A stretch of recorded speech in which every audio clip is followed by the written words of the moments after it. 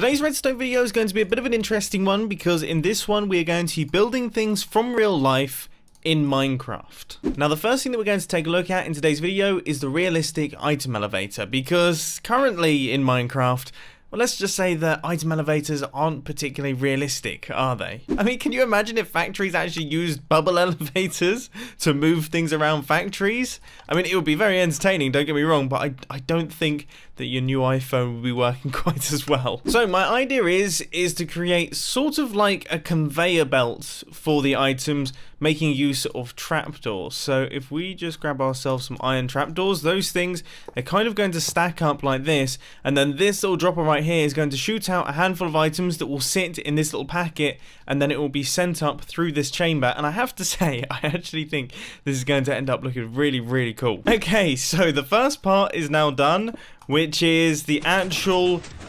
transfer of our trapdoors making their way around like this. So you can see that we have got a long line of trapdoors all cycling around like this, but the most important part is all of the trapdoors through here, which is going to look so cool when we have little packets of items traveling up. Okay, next up we need to work out the dropper system. And I'll be totally honest, I mean, how difficult does this have to be? If I just do an auto hopper right now, is that just going to work straight off the bat, or are we going to have to do something smarter? Well, I guess we're about to find out, because I am now activating this thing, so this is now an automated process, and if we dump a bunch of items on the inside of here...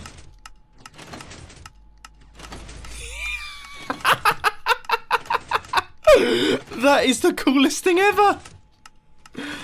I kind of want to transfer items like this from this point forth.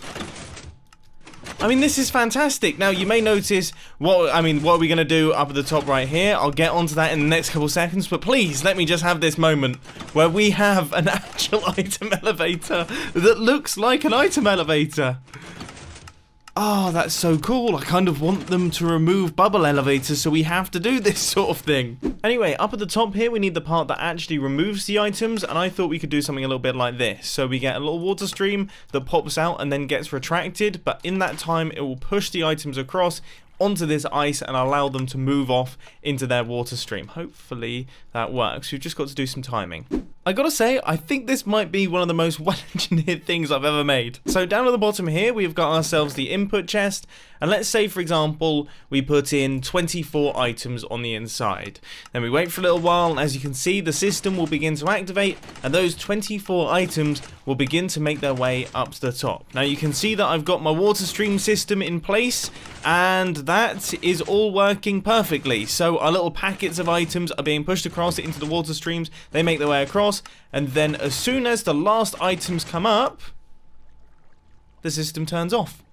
So no lag, no extra anything, it just hits here nice and quiet, and then as soon as you want to put items through, that's when the whole thing kicks back into action. Oh, I could watch this all day long.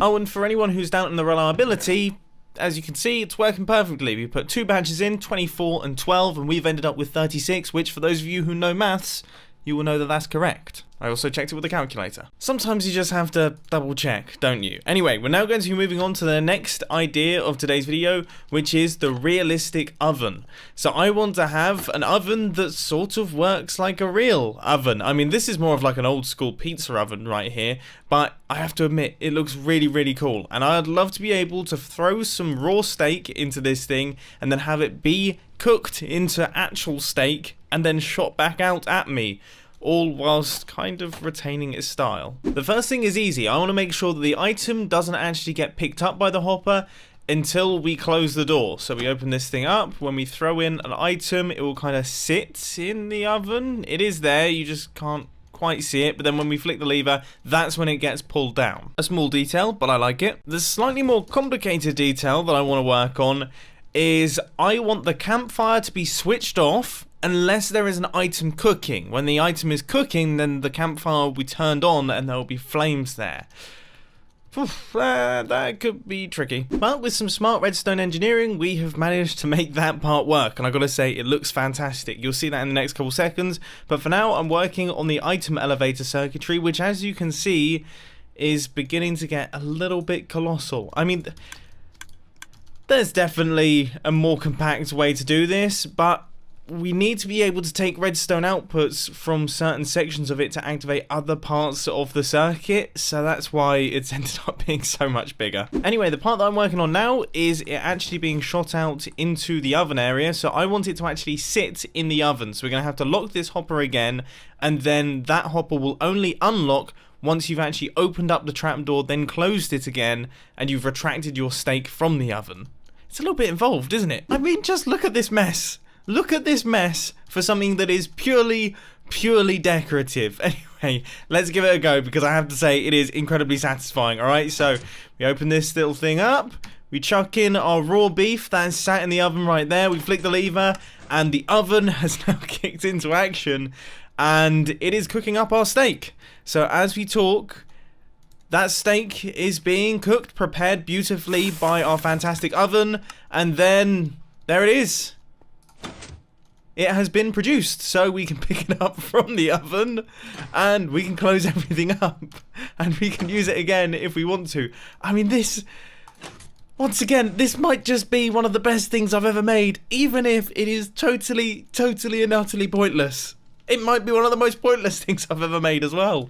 But something that isn't totally pointless is a garage door, because if you had a garage without a garage door, then it wouldn't be a garage. It would just be a room with a car in it that you can't get out. So they're kind of necessary. Now, I'm not sure they're so necessary in Minecraft, given that there aren't really that many cars flying around.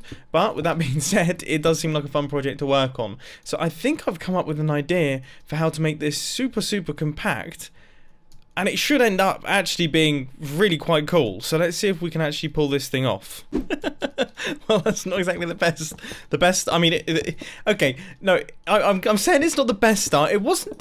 I mean, yeah, the garage door going through the roof isn't ideal, okay, but it shows promise. So now that I've got that fixed up, and I've redone a little bit of the wiring, and only a tiny bit, because so far this is not complicated in the slightest, I think we might actually be onto something here. So if I fill in all of the blocks for our little garage here, and just patch up the roof a tiny bit, and flick this lever.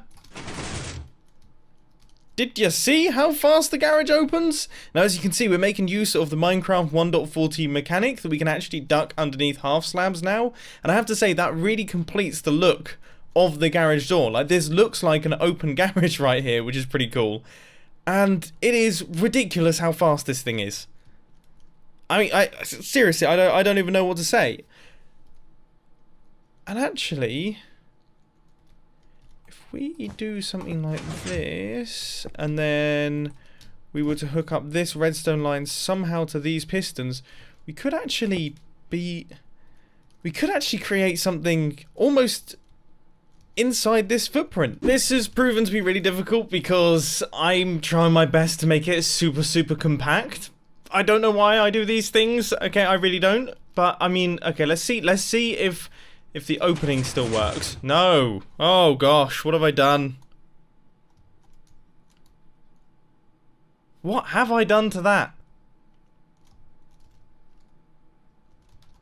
I've done... Oh, what did I do?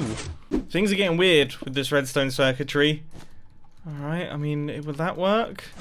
Let's see if the timings even look remotely correct. They kind of did. So let's see. No. What is going on? A lot of pulling of hair out later. I think we have finally got it working. Yes, there is the closing. Oh my word, this actually works. That has taken far longer than I care to admit. So let's fill in all of these blocks right here to replace these pistons, get our slab in place, get our garage door fully constructed. This is a really cool build. I mean, it's so compact.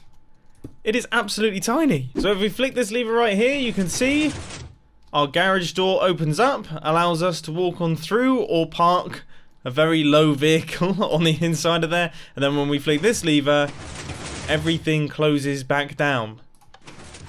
Man, I am so proud of all the things that we've managed to construct.